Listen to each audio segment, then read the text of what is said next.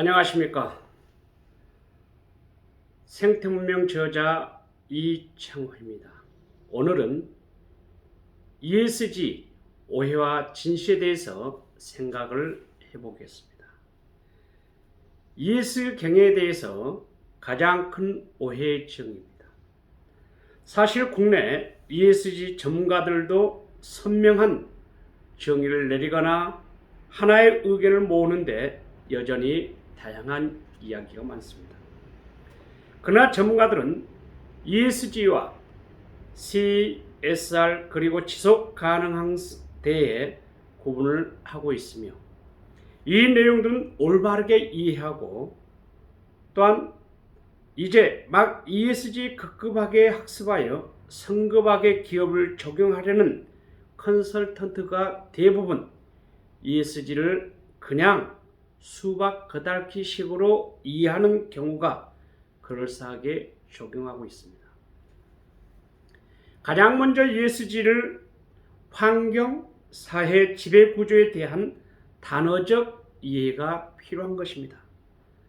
국가 ESG 연구원장 문형남 교수는 ESG의 의미상 환경, 책임, 투명 경영으로 이해하는 것이 필요하다고 언급하였습니다. 즉 ESG 평가에 대한 실시할 때 환경은 기업의 환경, 즉 기업의 친환경, 환경보호, 환경경영 및 환경성과에 대한 평가를 이야기할 수 있겠고요. S는 즉 사회, 사회적 관계, 근로자, 협력사, 고객사, 지역사회 등 사회적 평가를 이야기하고요.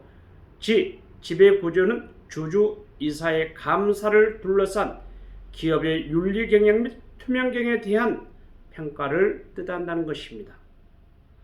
또한 ESG의 평가는 단어에 대한 기업에 대한 규제라고 생각하는 경우가 많으나 사실 규제가 아니라 ESG의 평가는 지속 가능한 성장을 위한 가장 믿음직한 지표라고 할 수가 있겠습니다. 이러한 내용은 개념적으로 접근할 때 잘못된 정보들이 많아서 오해가 생길 수 있으나 우리나라에서는 대표적으로 ESG 평가를 진행하고 있는 한국기업지배구조원이라든지 대신경제연구소, 서스틴베스트 같은 각 기관의 지표들을 참고하면 더욱 명확하게 알 수가 있겠습니다. 또 다른 오해는 ESG 경영에 우위가 있다는 것입니다. 예를 들어 환경과 사회 지배구조 중에서도 지배구조가 가장 중요하다는 것입니다. 그러나 이 세 가지 우위를 정할 수 없는 것이 평가 요소입니다.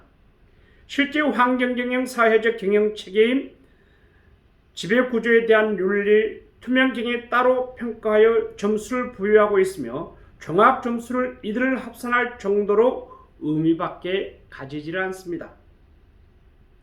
ESG 등급에 대한 연구 논문에서도 통합 등급 외에는 각 부분별로 등급을 바탕으로 연구를 진행하고 있는 것이죠.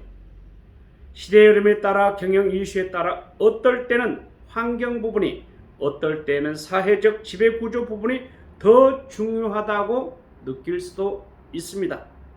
그러나 이 ESG 기반 중 하나는 지속 가능성에 있다는 것을 명확하게 이해한다면 이 세 가지 영역 순서는 둘 수가 없다는 것으로 이해하면 되겠습니다.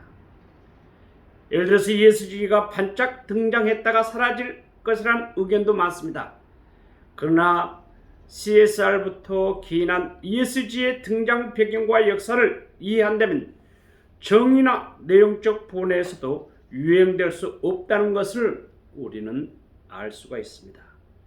또한 지속 가능성, 지속 가능한 발전, ESG 경영 흐름을 이해한다면 잠깐 유행했다가 사라질 수 있는 흐름이 아니다는 사실도 주지의 사실입니다. 이런 흐름은 우리 주변에서 둘러봐도 쉽게 접할 수 있는 스타벅스 2019년 종이 빨대를 도입했다가 처음으로 빨대가 젖어 흐물흐물해지면서 음료가 잘 빨리지 않고 커피 맛이 떨어진 불만이 잦아져서 2년 만에 지난 현재 사용한 종이 빨대를 피로시에는 주는 것으로 발전하였고 더 나아가 빨대가 없는 리드컵만 제공하면서도 종이빨대조차도 사용량이 줄어들게 되었던 것입니다. 대부분 사회들은 이러한 불편함에도 불구하고 암묵적으로 동의하였기 때문에 스타벅스는 환경 경영의 방침을 고도화할 수가 있었던 것입니다.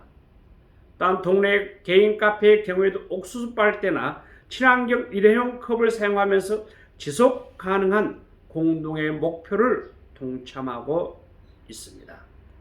전 세계적으로 지속 가능한 대안 발전은 2050년 탄소 중립 정책 등 떠오르면서 본다면 이것은 결코 유행이 아닌 인류 끝까지 지켜내야 할 장기적 글로벌 목표라고 인정해야 하겠습니다.